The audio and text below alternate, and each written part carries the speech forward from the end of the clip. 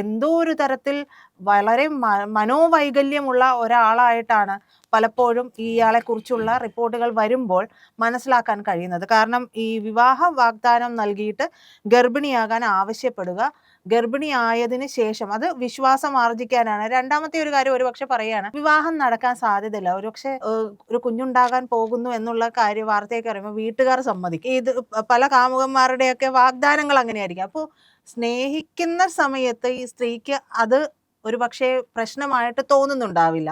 അപ്പൊ അതുകൊണ്ടായിരിക്കാം അവരതിന് സമ്മതിക്കുന്നത്. പിന്നീട് ഗർഭചിത്രം നടത്താനായിട്ട് ഇയാൾ വളരെ ബലപ്രയോഗത്തിൽ തന്നെ ഈ സ്ത്രീകളോട് ആവശ്യപ്പെടുകയും ചെയ്യുന്നുണ്ട്. കൂടാതെ ഇയാൾ ചെയ്യുന്ന രീതി എന്ന് പറയുന്നത് വളരെ വൈകൃതമുള്ള ഒരാൾ ചെയ്യുന്നത് പോലെയാണ്. കാരണം ആ സമയത്ത് തന്നെ മുഖത്തടിക്കുക, തുപ്പുക, അത്തരത്തിലുള്ള കാര്യങ്ങൾ കൂടി ചെയ്യുന്നുണ്ട്. അപ്പോൾ ഏറ്റവും വലിയ രീതിയിൽ തന്നെ ഒരു മനോവൈകല്യമുള്ള ഒരാളായിട്ട് മാത്രമേ ഇപ്പോൾ രാഹുൽ മാങ്കൂട്ടത്തിലിനെ കാണാനും കഴിയൂ.